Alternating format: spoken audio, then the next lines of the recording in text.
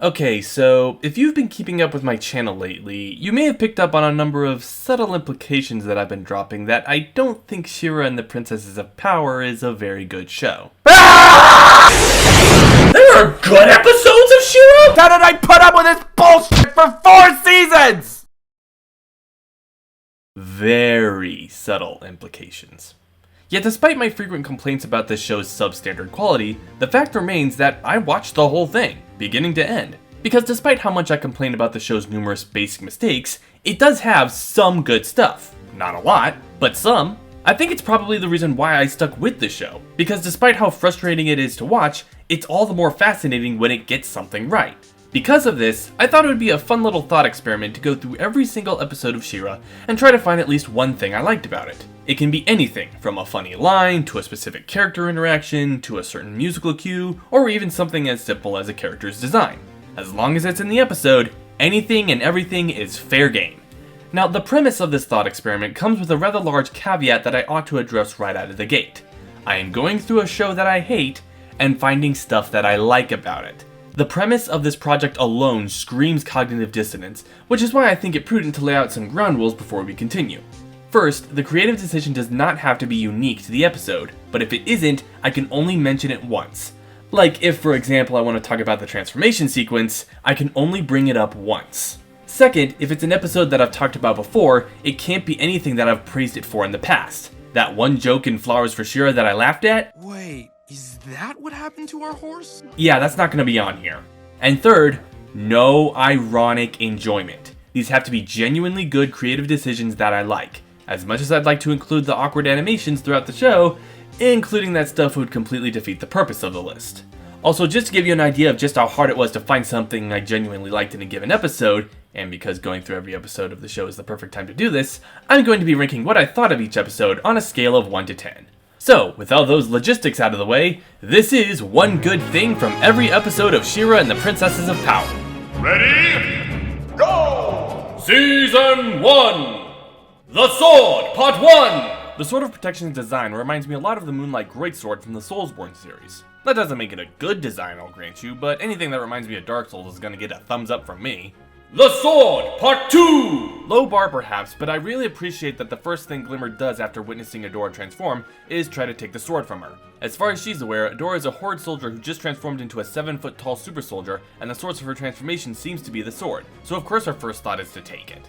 Raz! Throughout this episode, Adora is having trouble transforming into She-Ra again. It's never exactly clear why, but her conversation with Raz suggests that it has to do with how conflicted she feels about defecting from the Horde. She's in an awkward middle ground where she can't return to the life she had before, but the Princess Alliance doesn't trust her yet, so she can't go to them either. At least not until she can transform, so she doesn't know what to do. Raz points out that she shouldn't need anyone to tell her what to do, and that she should be able to figure it out for herself. You're a smart girl. What do you think? I think this is wrong. And after she says this, she comes across a Horde camp, and she's able to transform at will to defeat them.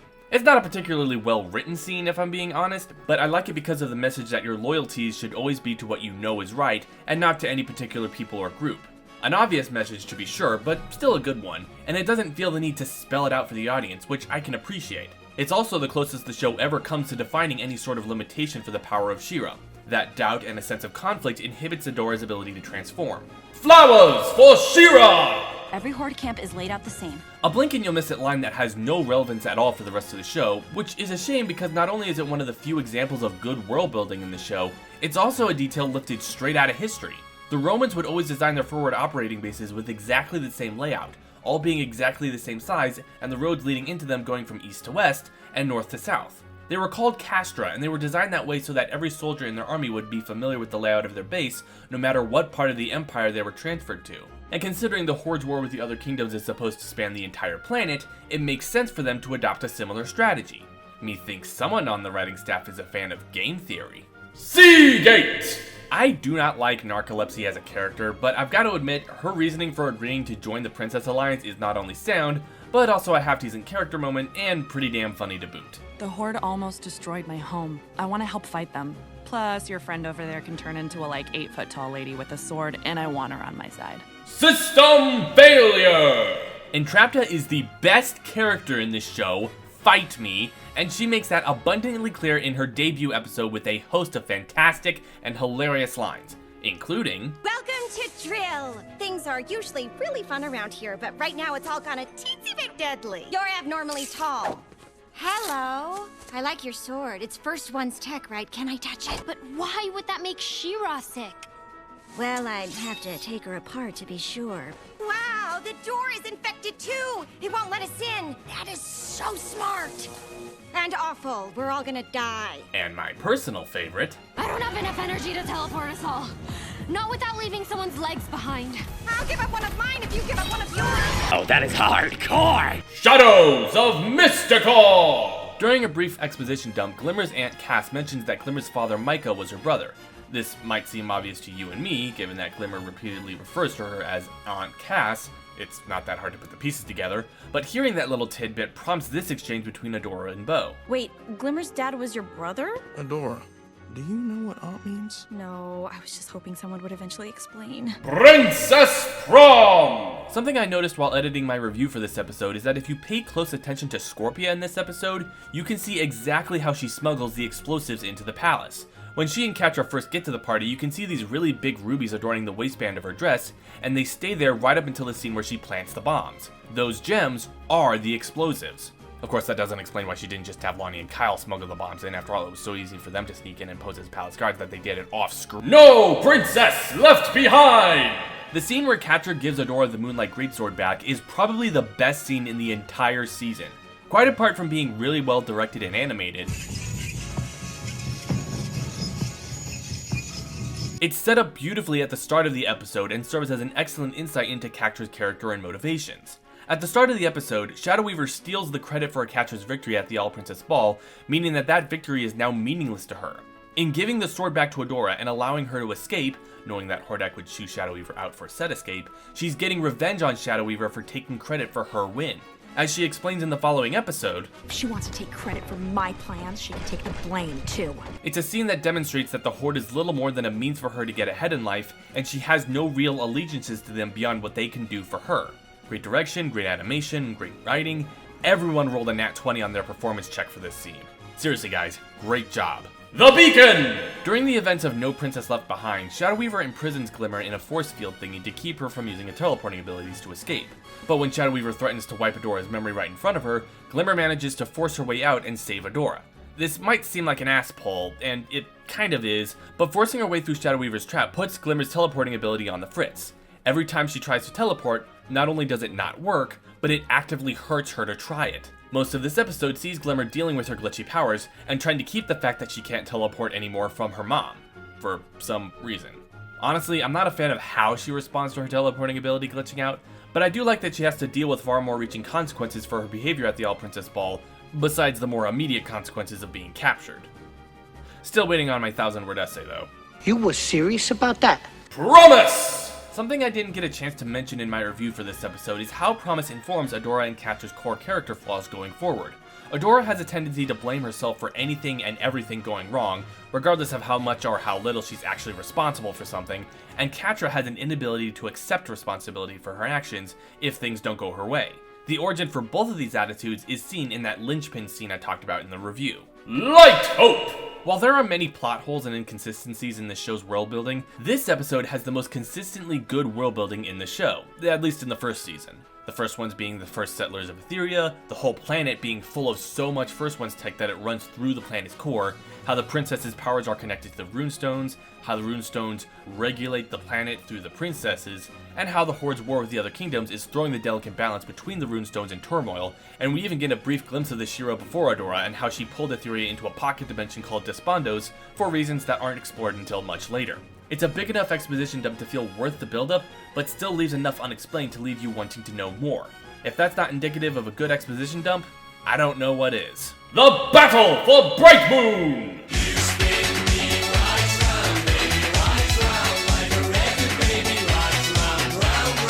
Season 2! The Frozen Forest! I really like what they did with Frosta in this episode. In Princess Prom, they played her up as a Lyanna Mormont wannabe, but here she's written much more like an energetic child. She's excitable, likes smashing things. It's a really big step up from her portrayal in the last season.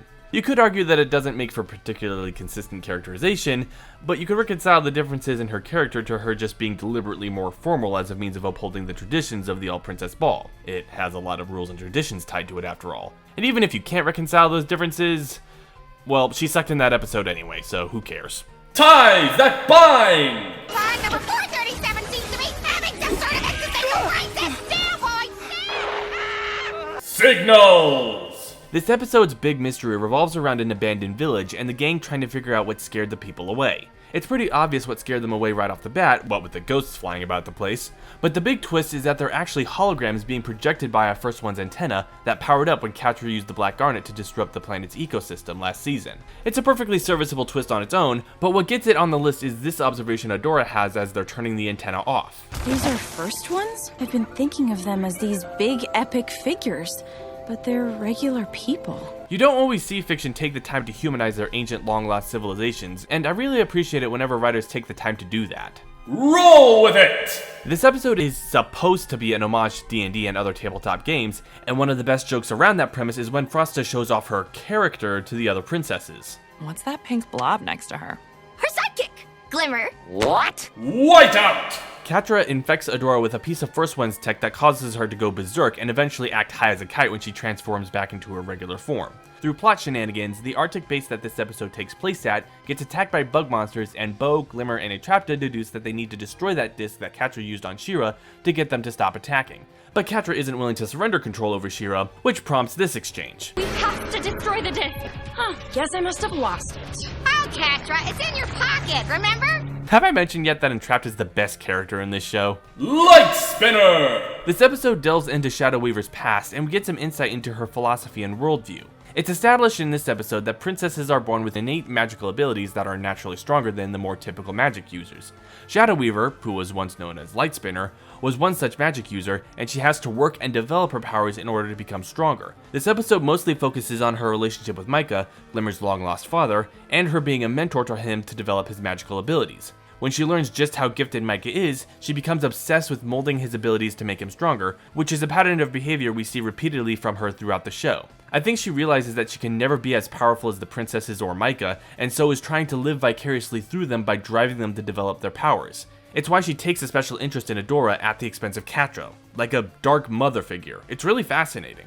Reunion! Adora and Glimmer meet Bo's parents in this episode, and because of plot-related reasons, they need to keep the fact that they're rebellion fighters a secret from them. But Bo's parents happen to be historical scholars, and Adora decides to take advantage of this to learn more about the power of She-Ra, which prompts a number of humorous interactions between Adora and, what's this guy's name again? Lance? Okay. Which prompts a number of rather funny interactions between Adora and Lance. We think the name was actually Hera. Well, that's not right. She'd fight for the power of Grayskull. It's for the honor of Grayskull. And rode on a dragon. Wait, she got a dragon? I wish I had a... Season 3! The Price of Power! The start of this episode sees an unprecedented level of competence from Angela. Shadow Weaver shows up in Adora's room in the middle of the night, and the first thing we see after the intro is Angela tightening security and setting her guards to figure out how Shadow Weaver got into Bright Moon without anyone noticing. Also, bonus points, they follow it up with a really funny joke. This is your prison? Well, technically, it's the spare room, but it is more than adequate as a holding cell. We removed the cushions. Most of the cushions. Huntara! Don't need any plot-related context for this one.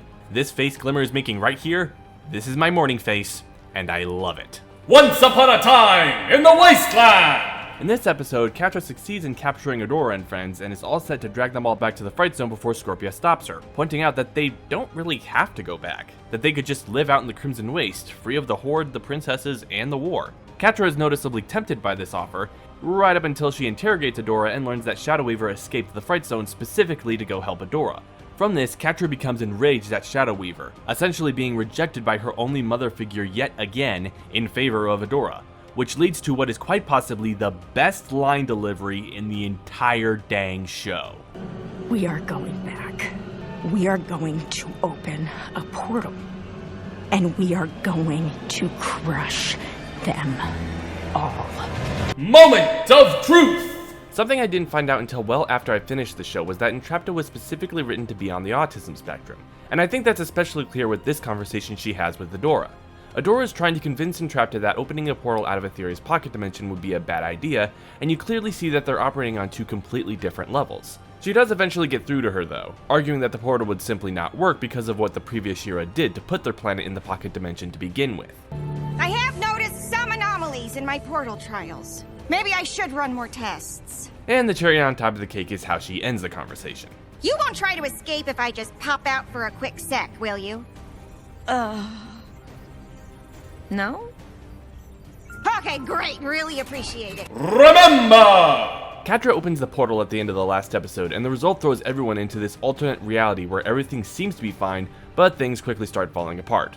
Like, literally, reality itself starts falling apart. Adora eventually picks up on this and becomes frustrated with everyone else's seeming inability to notice, and especially Catra. She drags her out into the Whispering Woods, and Catra attacks, causing their transport to crash and their clash to continue on the ground. Eventually, their conversation triggers Catra's memories, but this only prompts her to fight back more viciously. I won't let you win.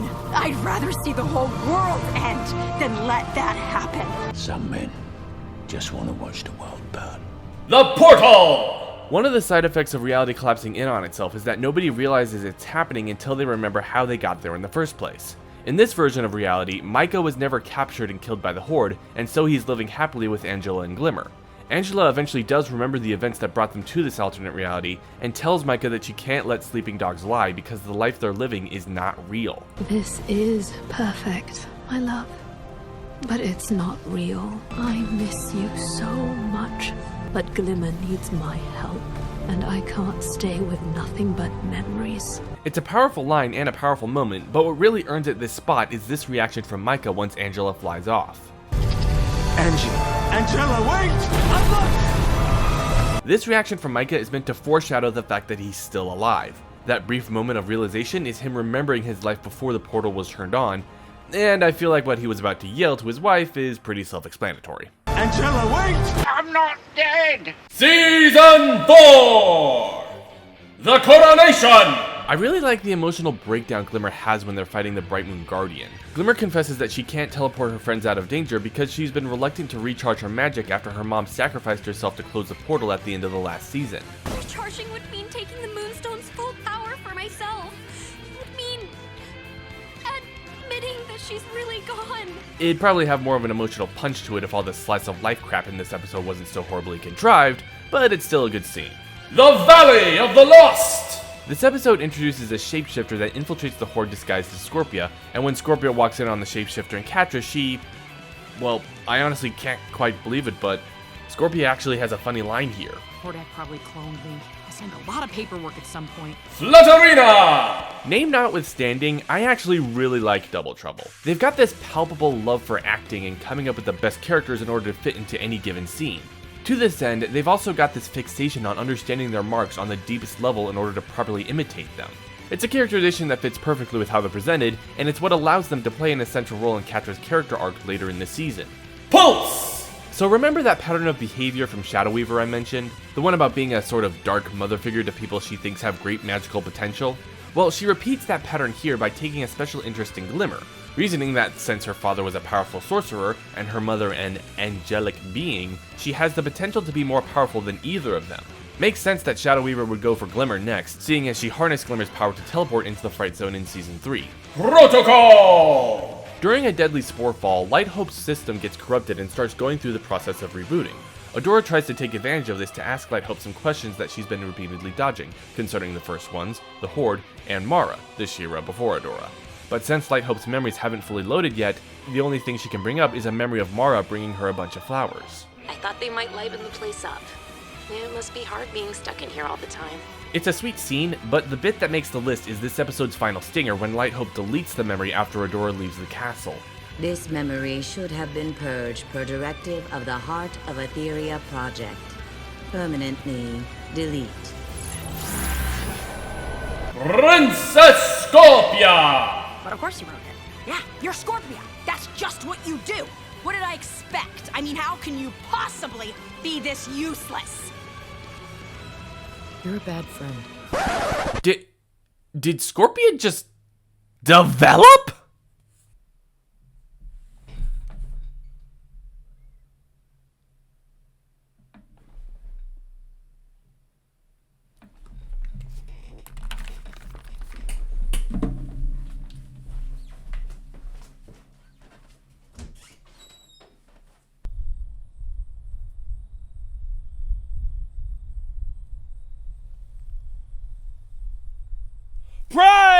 the sun! It's about time. What a lovely day!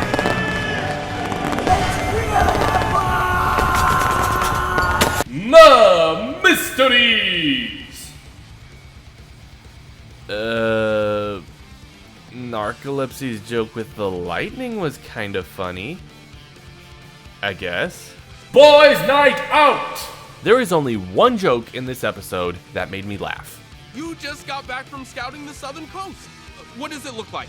On fire! Hero! In my review of Promise, I complained about the show repeatedly switching between the past and the present in a way that blurred the line between the two, and how it made following certain parts of the episode needlessly confusing. I mention this because this episode does something similar, but to a significantly greater effect. It tells the story of She-Ra from the perspective of Raz, the old lady who first showed up way back in Season 1, and she has a very interesting way of experiencing time. Because of this, the timeline is constantly shifting between two different points. A day when Adora is visiting Raz, and several points where Raz met Mara, while she was still She-Ra. And unlike Promise, it is remarkably easy to follow along with what's happening and why. Fractions! One of the things this season does for Catra's character is the more she starts winning against the Princess Alliance, the more she starts falling apart mentally. There are a number of contributing factors to this, including alienating herself from the other members of the Horde, inadvertently driving away Scorpia, and Double Trouble failing to check in. This all culminates in a brilliantly conceptualized scene where Catra is giving a report to Hordak, clearly trying to keep it together and telling him that everything is under control. Then, as soon as she hangs up on him, the camera zooms out to reveal that the room she's in has been trashed, and she falls to her knees, completely breaking down. Not only is it really well framed and animated, it feels narratively earned, which is remarkable for this show. Beast Island! You remember that bit of foreshadowing I mentioned in the last season? The bit about Micah still being alive? Well, this episode reveals exactly what happened to him. He'd been sent to a place called Beast Island by the Horde, and he's been trying to get off the island ever since, while trying to resist the effects of a strange signal that immediately starts having a demoralizing effect on the rest of the party the second they touch down. The fact that Micah's been struggling to survive the denizens of Beast Island while resisting the effects of a signal that has been gradually wearing him down for years has got to be the most metal thing in the entire damn show. Destiny, Part 1! A frequent refrain from Light Hope is that She-Ra is meant to restore balance to Etheria. The phrasing of this claim is rather clever because restoring balance is generally used as a euphemism for bringing and maintaining peace. But rather than it being a flowery way of saying that She-Ra is destined to end the war between the kingdoms, what Light Hope actually means is something much more literal. The reason there's so much First Ones tech running through the planet is because the First Ones were trying to turn Etheria into a weapon, which they called the Heart of Etheria. While the princesses are connected to their runestones, the Heart of Etheria channels the planet's magic through She-Ra and focuses it, causing the weapon to discharge and destroying the planet in the process. The only reason this hasn't happened yet is because there hasn't been a fully realized She-Ra up until now, and because one of the princesses isn't connected to her runestone, Scorpia and the Black Garnet. What a twist! Destiny, Part 2! In order to stop the Heart of Etheria from firing, Adora is forced to destroy the Moonlight Greatsword, shutting down the heart, but in the process cutting off access to the power of She-Ra. Breaking the Moonlight Greatsword is easily the ballsiest move this finale could pull. It was obvious that Adora was going to get her powers back before the end of the show, but I can honestly say that this twist got me curious, if not excited, to see what would happen next.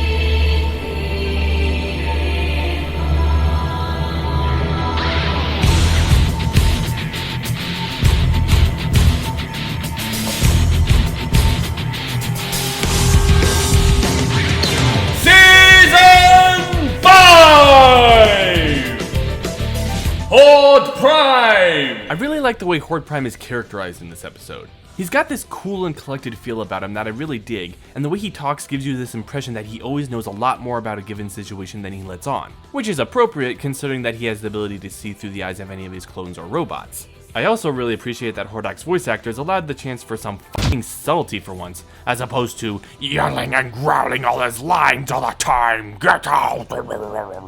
Launch! One of the few complaints I have heard regarding the show and its characters is in regard to Entrapta and how her autism seems to deprive her of a sense of morality, and how it suggests that autistic people in general don't have a moral code.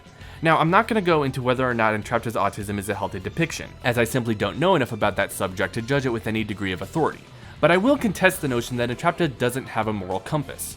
The main objective for the Princess Alliance in this episode is to get close enough to one of Horde Prime's spires so Entrapta can track the signal that it's broadcasting back to wherever Horde Prime's ship is. Initially, they have to motivate Entrapta to help them by promising her that she will go into space with them, but when Entrapta realizes that the princesses are still angry at her for switching sides way back when, her motives for helping them change. I'm sorry I'm bad at listening. I'm sorry I mess everything up, but you need this signal and I'm gonna get it for you. You're still trying to get the signal? Of course, Glimmer needs us. She's not amoral, she's oblivious. Corridors! I mean spacesuit breath, and then I fix the ship from space, where I am. Stranded! Bo spends all of his interactions during this episode being cold towards Glimmer for her actions during the last season, and it is so damn cathartic. With the first wave of Horde Prime's invasion, it's what he's doing to Etheria right now. That's what he's doing to Etheria? This is all my fault. Horde Prime only found us Because you activated the heart of Etheria. It's also really good development for Bo, since he's usually the one trying to keep the group together, and for the first time, he truly feels betrayed by Glimmer, and he doesn't know how to deal with it. Save the cat! I never hated the original She-Ra design, but the redesign they give her in this season is so much better in practically every way. The tiara complements her face better, they ditched the cape and that stupid miniskirt in favor of a flowing waistcloth, the shoulder spikes are more horizontal, the emblem on her chest isn't as over-designed as the last one and is just way more cool looking, they gave the outfit pants, which I think gives the whole look a more cohesive feel, and my personal favorite change, they put her hair in a ponytail instead of having it flap about like a bedsheet. Seriously, whoever came up with this redesign, give them a bonus. They've earned it. Taking control! Okay, so remember that portal Catra opened during the season 3 finale? The one that threw everyone into an alternate reality for a hot minute? Well, the reason that happened was because of a flaw in the portal's design that Entrapta found after her talk with Adora. Because of this, she decides that opening the portal would be a bad idea and tries to stop Catra, but Catra knocks her out and sends her off to Beast Island, which is why Adora, Bo, and Swiftwind were there in the first place back in season 4. After saving Glimmer and Catra, Catra is hesitant to face Entrapta after what she did to her, but a couple of Horde Prime's ships track them down, and the group deduced that the chip that Horde Prime put in the back of Catra's neck in the previous episode is how they're tracking them. Adora forces the issue and brings Entrapta into Catra's room so she can take the chip out, which causes Catra to flip out, thinking that Entrapta is going to kill her. Why would I want to hurt you? Oh, you mean because you sent me to Beast Island, stole my work, and used it to rip a hole in the fabric of space and time? I get it. Now, that response is good enough to make the entry on its own, but that's not the bit that makes the list. The bit that makes the list comes a little bit later when Entrapta manages to get the chip out and makes her leave the room before Catra stops her. Thank you. And I'm sorry. I forgive you. Oh, it's like the sweetest thing ever! Perils of Peekaboo! I really don't like how She-Ra is reintroduced into the show, but I do like that they didn't immediately make Adora great at channeling her power again right out of the gate. She still needs to practice using her powers in this new way, and taking the time to show her practicing is the bare minimum in justifying this new method of transformation. Shot in the dark! I am ashamed that I forgot about this cat thing. How did I forget about it? Okay, so Adora and company realize that they can't get back to Etheria because there's a Horde blockade around the planet. Ron Hordak mentions that Horde Prime does have a weakness, and that it has something to do with a planet called Krytus. They go there and find this weird cat thing named Milog. Catra ends up alone with the thing and eventually figures out that he responds to emotions, and that he flares up whenever Catra loses her temper, which forces her to control herself and remain calm while making friends with him. It's decent character development for her, but this thing is cool enough on its own to make the list. I mean, it's a magic space cat that can cast illusions and turn invisible. How can it not be cool? An ill wind. You appear to have a facial tic. Is it cause for concern? I'm winking. It signals unspoken intent behind my words, in this case, our mutual deception of the Horde. Bitch, you're lucky you're endearing. Return to the Fright Zone! Worried about his parents and whether they survived Horde Prime's invasion, Bo goes back to his childhood home with Glimmer to make sure they're okay. They find the place deserted, but also find a coded message left behind for them to ensure that, if Bo ever made it back, he'd be able to find them. The message? What did the first one say when they burned dinner? It's smart that they would leave a message as something coded, and I also kind of have a weakness for dad jokes. It was ruined. Failsafe! On a mission to infiltrate Mysticor to obtain a failsafe that would destroy the heart of Etheria, the party happened across several murals depicting various sorcerers attempting to reach the deep magic of Etheria. As Cass explains this, she explicitly states that all of these attempts have led to disastrous results, with a pointed look towards Shadow Weaver as she says it, referencing Shadow Weaver's attempt to coerce Micah into helping her with a dark magic ritual way back in the episode Light Spinner. It's a clear bit of subtext that demonstrates the lingering resentment Cass has towards Shadow Weaver for involving her brother in the scheme, which prompts this exchange between Cass and Shadow Weaver. The spell of obtainment was a mistake, one for which I've paid the price. I don't see why you keep bringing it up. You roped my brother into your twisted dark magic when he was only a child. It would have worked had he not broken the connection. Micah was an exceptional sorcerer even then. It's a bit of character history that's never explored outside of the scene, and I'm glad the writers gave it a chance to develop a bit before they ended the show. They probably could have put more emphasis on it throughout the season, but hey, what you gonna do? Heart, Part 1! Adora's mission for the finale of the show is to take the failsafe she got from Mysticor to the heart of Etheria and shut down the weapon forever before Horde Prime can override the planet's systems and take control of it for himself. To get there, she needs to travel through the Crystal Castle, the first place she ever got a real clue as to what the power of She-Ra was, and where she spent much of her time training as She-Ra. There's a sense of narrative symmetry to having the place where it all began also be the place where it all ends that I really appreciate. Heart, Part 2! Back at the end of Season 4, Glimmer got kidnapped before Micah had a chance to meet her, and by the time she returned to Etheria, Micah himself had been implanted with a chip by Horde Prime, putting him under Prime's control. Glimmer defeats Micah over the course of the finale, and Bo and Entrapta manage to remove Horde Prime's influence over all the people who have been chipped, allowing for Micah and Glimmer's reunion, and I'll admit, it's pretty heartwarming.